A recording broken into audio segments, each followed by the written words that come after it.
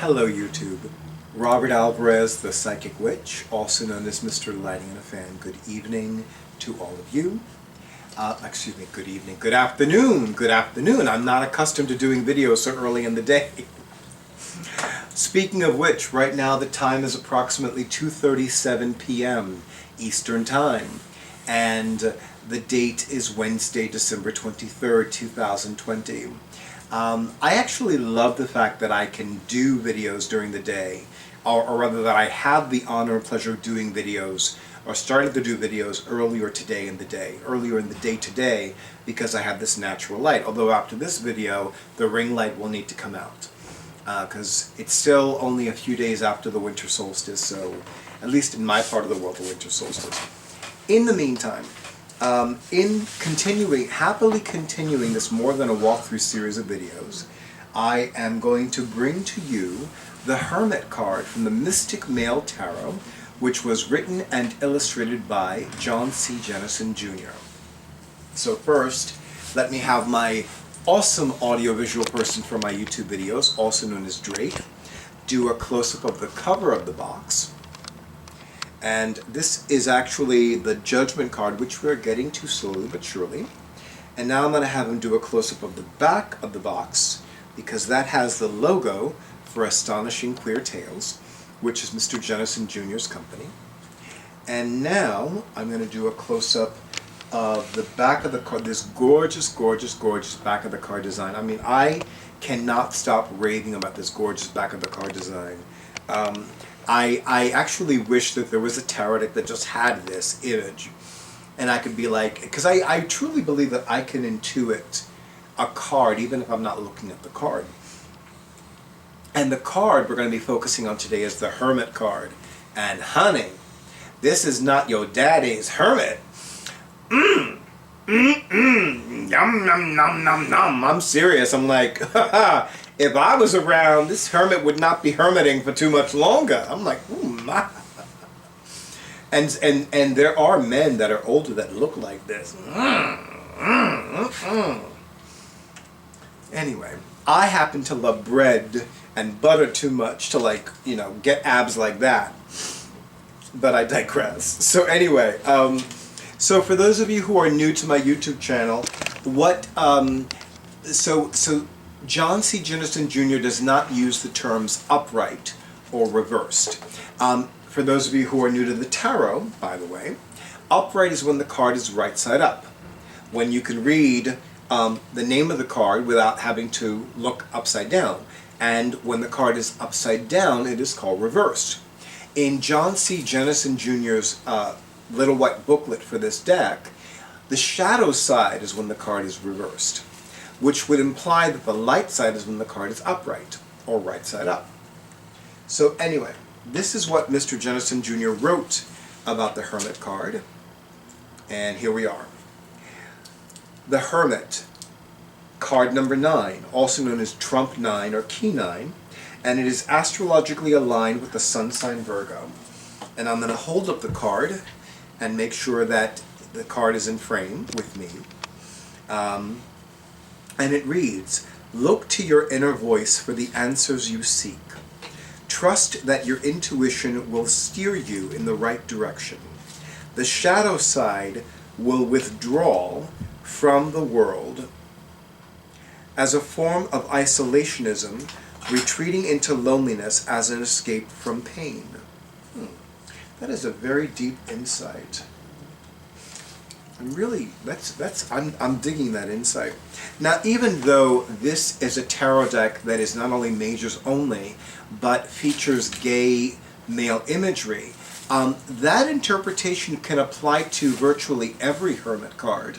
And, you know, I'm just mentally reviewing some of the tarot decks that I've used over the years, and some of the tarot decks that I still use, from classic and traditional to a little bit out of, or a lot out of the box. And yeah, I truly believe that everything that John C. Jennison Jr. wrote about this Hermit card could apply to any other Hermit card and virtually any other tarot deck. And that shadow side insight really resonates with me and I find it deeply moving. Anyway, one of the interpretations that I've always found, or rather that I've been finding for more than 20 years with the Hermit card, is spiritual wisdom from within. And when I've seen the Hermit card, I find myself advising my clients to engage in spiritually uplifting activities, which one would do if one was in hermitage, such as prayer, meditation, visualization, and journal writing. It's not uncommon for me to be divinely guided and intuitively led to make those recommendations to the client when the Hermit card comes out in their readings. So if the Hermit card keeps popping up in your readings, I'm going to ask you, whether it's readings from another, readings for yourself, or even if it's your card for the day, I'm going to ask you, do you engage in prayer and meditation and visualization or journal writing? And if not, did you stop? Have you ever? Is there a fear about it? You know, there are people that are very devout Catholics that do not pray, but they have some issue about prayer. And there are people that are not practicing Catholics, or Catholics even in name only, and they have this undissolved issue about prayer. So, but for me, it's almost always prayer, meditation, visualization, and journal writing. Of course, any other spiritually uplifting activity or spiritually center activity would easily resonate or be represented by the Hermit card in any other tarot deck, or even in this tarot deck for that matter. I'm also going to say, because of the Hermit's astrological alignment, or rather the Hermit card's astrological alignment with the sign of Virgo, there is also this polar opposite energy of Pisces in play. So sometimes the visualizations and the meditations are self-fulfilling prophecies, or they are fears run amok. So it's important to ground and center when engaging in these spiritually uplifting activities, so that one's mind is very focused as opposed to scattered. That's not meaning to imply that all Virgoans or their polar opposites Pisceans have scattered minds. I find that anybody can have a scattered mind, and I find that it's imperative to have a laser focus, because sometimes those minds are too scattered. Drake, also known as my awesome audiovisual person for my YouTube videos, is giving me a very pointed look. And unfortunately, it's making me, well, not unfortunately, it is making me laugh, but yes. I really have nothing else to say about this Hermit card. And I really feel that Mr. Jennison Jr. captured the essence of the Hermit card very well. So with that, tea time, hold on. That throat coat really works. So YouTube, as always, thank you so much for honoring who I am and what I do. Thank you very much for all the likes, for all the comments, for all the shares, for all the subscriptions to my YouTube channel. And thank you, thank you, thank you to all of you who have been scheduling your sessions.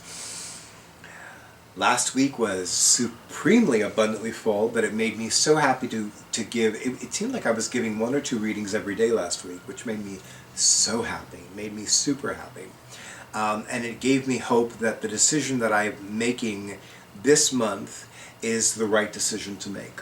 I'm not going to reveal the details about that yet.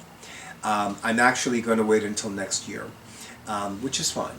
But just know that it's a decision that has been in the works for the last few months, and I really feel that it's moving me in a good step forward.